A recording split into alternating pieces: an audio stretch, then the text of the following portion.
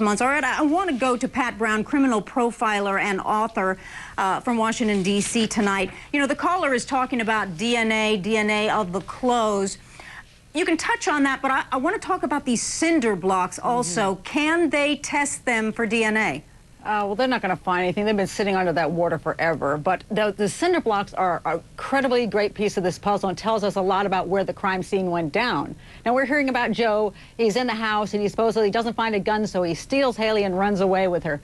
And that's ridiculous because he's certainly, if he did something to her, is not going to come back to the house to get some cinder blocks and to take her down to the dock. So those cinder blocks that are coming from the house prove that the crime actually went down in the house. And the second thing I want to point out is we're talking about the door being propped open so somebody can carry a body out. Well, that's just ridiculous. It's just a little teeny child, and any parent can carry a child out and open up a screen door and walk through it. And if you have two people, someone can hold the door open while the other one goes through.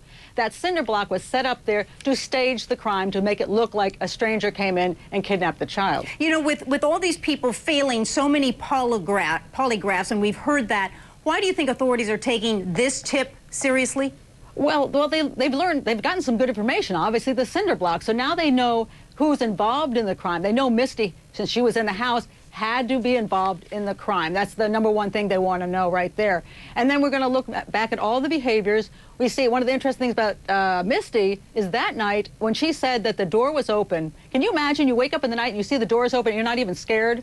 You're not running around freaking out. You're not calling Ron right away and saying, oh, my God, somebody is in the house. She is not even scared. Ron comes home, and he doesn't even seem to, he seems to know Haleigh is already dead. He doesn't have any behaviors that show that he believes she's alive. So I believe he knew already what was going on. So that's, I think, why the police are bringing him in to talk to him, to update him. They're letting him know we've got more information. People are starting to talk now, Ron. They're starting to talk now, Ron. To Terry Shoemaker, Ronald Cummings.